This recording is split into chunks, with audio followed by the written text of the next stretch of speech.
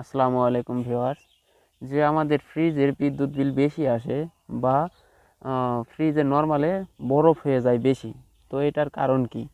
তো এটার জন্যে আপনাকে প্রথমে করতে কি হবে, যে ফ্রিজে থার্মোস্টার নামক একটি পার্টস আছে, যেটা আমরা পাওয়ার 1 2 থেকে এরকম যেমন 7 পর্যন্ত আছে, ওটার ভিতরে একটা পার্টস আছে, তো ওটার নামই হচ্ছে থার্মোস্টার।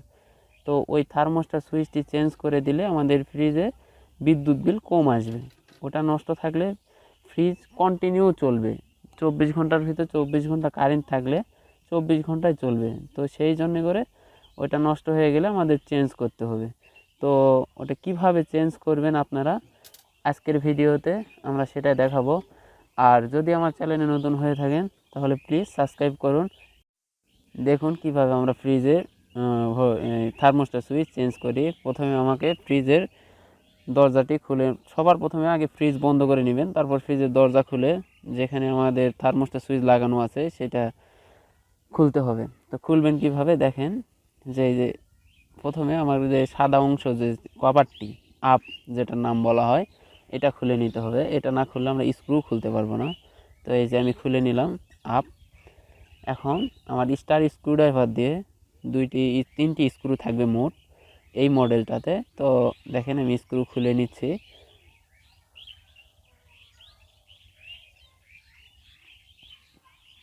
আমি একটা স্ক্রু খুলে নিলাম, অপরটি খুলতেছি। এই সামনে 2টা স্ক্রু থাকবে, পিছন সাইডে একটা স্ক্রু থাকবে। তো এই বক্সটা অনেক ফ্রিজে অনেক রকম হয়, এক একটা কোম্পানির এক এক রকম হয়। আর আমি যেটা কাজ করতেছি এটা হচ্ছে এখন এই মডেল। এখন আরেকটি স্ক্রু আছে একবারে লাস্ট মাথায়, এটা স্ক্রু পুরোটা খুলতে হবে না, এটা অর্ধেকটা খুললেই হয়ে যাবে। দেখেন আমি খুলে নিচ্ছি। ওটা হচ্ছে ক্লিপ সিস্টেম। হ্যাঁ, এই যে আমি খুলে নিলাম। এই যে এখন দেখেন, এই যে এটার নাম হচ্ছে থার্মোস্টার সুইচ, আর এটা হচ্ছে ব্লেলুস, মানে ওইটার বেলুস এটার বলা হয়। এটা হচ্ছে নর্মাল প্লেটের ভিতরে দেওয়া থাকে। এটা অনেক ফ্রিজে নর্মাল প্লেট থাকবে না, এটা হচ্ছে পরীক্ষণে গ্যাস করা, তো এই কারণে নর্মাল প্লেটটি লাগানো আছে। আর অরিজিনালে ওটা শুধু প্লাস্টিক হবে, ওখানে লাগানোর জন্য একটা গ্যাপ আছে। তো আমি গ্যাপটিও দেখে দেবো নি, যদি আপনাদের এই ফ্রিজে যদি নর্মাল চেম্বার না করা থাকে তাহলে ওই দিক দিয়ে লাগিয়ে নেবেন। এখন আমি বেলুসটি বাহির করে নিই। দেখেন এটা সুন্দরভাবে বাইর করে নেবেন যদি এইরকম চেম্বার হয়। যদি না বেশি টানাটানি করেন সেই ক্ষেত্রে ভিতরে তামার পাইপ থাকবে, 1 ফুট পাইপ। তো পাইপ লিকেজ হয়ে যাওয়ার সম্ভাবনা থাকে বা ভেঙে যাওয়ার সম্ভাবনা থাকে, তো সাবধানতার সঙ্গে। এই যে আমি খুলে নিয়েছি, দেখেন এটা হচ্ছে বেলুন। এখন আমার করতে হবে কি, এই থার্মোস্টার সুইচে 2টি নাট দিয়ে লাগানো থাকে স্ক্রু দিয়ে। তো এই 2টি স্ক্রু আমাকে খুলে নিতে হবে। এই যে আমি একটি খুলে নিলাম, আরেকটিও খুলতেছি। দেখেন ঠিক এইভাবে আপনারাও খুলে নেবেন।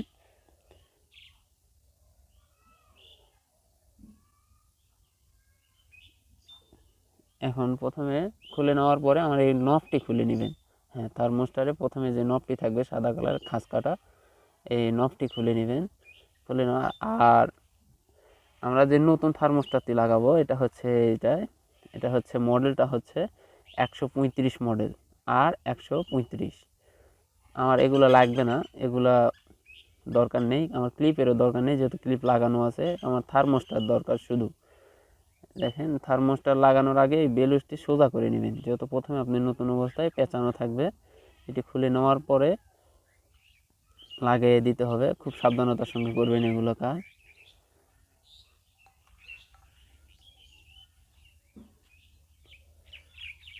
হ্যাঁ, আমাদের এখানে 3টি টার্মিনাল রয়েছে দেখেন।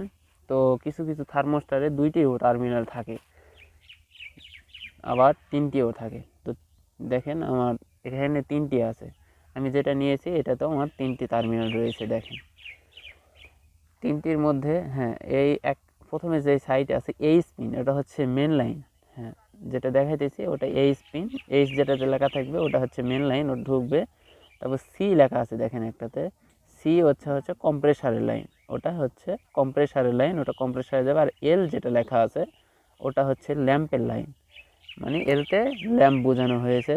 তো ওখানে ল্যাম্পের লাইনটা লাগবে। তো এখানে কোনো নিউট্রাল নেই, 3টাই ফেজ। হ্যাঁ, এখন এগুলো কানেকশন খুলে এটা থেকে খুলে আমি একটা একটা করে খুলে ওটাতে লাগিয়ে দেব। এই দেখেন আবারও বলতেছি, এটা আমি খুললাম মেন লাইন, এটা হচ্ছে আমার কম্প্রেসারের লাইন, আর 3 নম্বরটা যেটা এটা হচ্ছে আমার ল্যাম্পের লাইন। হ্যাঁ, তিনটাই ফেজ, এখানে কোনো নিউট্রাল নেই। দেখেন আমি একইভাবে লাগিয়ে দেবো, আবার ভালো করে খেয়াল করেন। দেখেন আমি যেটা যেটা খুলছি সেভাবে, যদি না বুঝতে পারেন তাহলে একটা একটা করে খুলে লাগিয়ে দেবেন। আমার মেন লাইনটি লাগিয়ে দিলাম, এখন আমি কম্প্রেসারের লাইনটি লাগিয়ে দিচ্ছি। এরপরে এখন এই লাল তারটি দেখতেছেন, এটা হচ্ছে ল্যাম্পের লাইন, ল্যাম্পের লাইনটি লাগিয়ে দিলাম। দেখেন খুব সুন্দরভাবে লাগিয়ে দেবেন, যদি লুজ থাকে তাহলে প্লাস দিয়ে একটু ক্লিপটি চাপিয়ে নেবেন, নেওয়ার পরে সুন্দর করে লাগিয়ে দেবেন। লুজ কালেকশন থাকলে ফ্রিজের সমস্যা হতে পারে।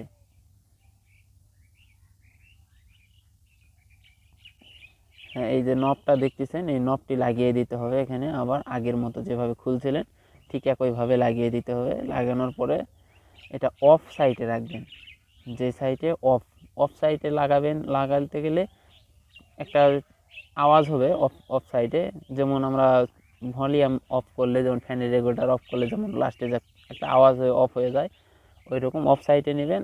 আর যেটা আমাদের কম বাড়া, বাহির থেকে যেটা কম বাড়া করবেন, ওটার সঙ্গে অ্যাডজাস্ট করার সময় প্রথমে একবার জিরোতে নেবেন, নেওয়ার পরে ওখানে থ্রেডের সঙ্গে থ্রেডটি মিলিয়ে দিবেন। মিলিয়ে দেওয়ার পরে এক এক করে নতুন করে স্ক্রু লাগিয়ে দিবেন। খুব সাবধানতার সাথে করবেন, যেন যদি পাওয়ার নফের যদি ক্লিপগুলো ওই ইয়ের সঙ্গে, ওই নিচের ওই ক্লিপের সঙ্গে যদি ভালোভাবে না মিলে প্রিমিয়ামের সঙ্গে, তাহলে কিন্তু ভালো হবে না, মানে কাজ করবে না আর কি। সেই বুঝে ভালোভাবে লাগিয়ে দিবেন। এই যে এখন আমি দুটো নাটই লাগিয়ে দিলাম। দেখেন এই যে আমার অন হচ্ছে, অফ হচ্ছে, অন। হ্যাঁ, তারপরে একটু 7 পর্যন্ত পাওয়ারটি দিয়ে দেখবেন যে 7 পর্যন্ত যাচ্ছে নাকি, দেখে একটু সুন্দর করে দেখে নেবেন। দেখে নেওয়ার পরে লাগিয়ে দিবেন। আর এখন আমাকে করতে হবে কি, এখন এই নর্মাল প্লেটের ভিতরে আমার থার্মোস্টারের বেলুসটি ঢুকিয়ে দিতে হবে। কিসের জন্য? কেননা এই বেলুসটাতে ঠান্ডা লাগলে আমাদের ফ্রিজ অটো করবে, আর অটো যদি না করে তাহলে আমাদের আগের সমস্যাটা থেকে যাবে। সেক্ষেত্রে আমাদের ফ্রিজের বিদ্যুৎ বিল বেশি আসবে। আমার এটা হচ্ছে একটু ঢুকাতে সমস্যা হচ্ছে, দেখেন সুন্দর করে ঢুকিয়ে নেবেন। এটা হচ্ছে কন্টিনিউ, এটাতে বরফ যেটা হবে ওখানে দানা দানা বরফ হবে এই প্লেটে, নর্মাল চেম্বারে। তো নর্মাল চেম্বারে দানা দানা বরফ হলে ওই বরফটার আস্তর বা বরফের ঠান্ডাটা এই বেলুসে লাগতে হবে। যদি না লাগে সেক্ষেত্রে অটো হবে না কিন্তু। সেই জন্যে লাগানোর সময়, এই বেলুসটি লাগানোর সময় খুব সাবধানতার সঙ্গে লাগাইবেন, যেন খুব সুন্দরভাবে লাগানো হয় আর কি। আর যদি বুঝতে না পারেন তাহলে কমেন্ট বক্সে কমেন্ট করবেন, ইনশাল্লাহ বুঝিয়ে দেবো। এই যে আমি লাগিয়ে নিলাম, দেখেন আমার লাগানো হয়ে গেল। যদি এই প্লেট না থাকে তাহলে আপনারা এই যে পাইপটি দেখতেছেন, দেখেন, হ্যাঁ, এই পাইপটির ভিতরে এই বেলুসটি এই পাইপ দিয়ে ভিতরে দিয়ে দেবেন, তাহলে মানে অরিজিনাল থাকলে আর কি, তাহলে ওই পাইপ দিয়ে চলে যাবে। আর যদি আপনার পাইপটি যদি নর্মাল শিট, এটা হচ্ছে পরীক্ষণে যদি নর্মাল চেম্বার লিক হয় সেই ক্ষেত্রে লাগানো হয়। আর অরিজিনাল থাকলে ওইভাবে থাকে, তখন ওই পাইপ দিয়ে ঢুকিয়ে দিবেন। আর এখন দেখেন লাগাইতেছি কিভাবে। হ্যাঁ, একইভাবে যেভাবে খুলেছিলাম ঠিক সেভাবে লাগিয়ে দিবেন। যে আমি একটি স্ক্রু লাগিয়ে দিচ্ছি, দেখেন। আর পিছনে যে ক্লিপটা দেখেছিলাম আপনাদেরকে এই থার্মোস্টার কাভারের, তো ওই কাভারটি ওই ক্লিপের সঙ্গে ভালো করে লাগিয়ে নেওয়ার পরে সামনে 2টি স্ক্রু লাগাবেন। ওটার সঙ্গে না লাগলে সামনে স্ক্রু লাগবে না, তো ভয় পাওয়া বা টেনশন করানোর মতো কোনো পরিস্থিতি না। দেখেন এই যে আমার হয়ে গেল লাগানো পুরাই। হ্যাঁ, এখন আমার ওই 3 নম্বর স্ক্রুটি, যেটা আমি লুজ করেছিলাম, ওইটা আমি টাইট করতেছি। দেখেন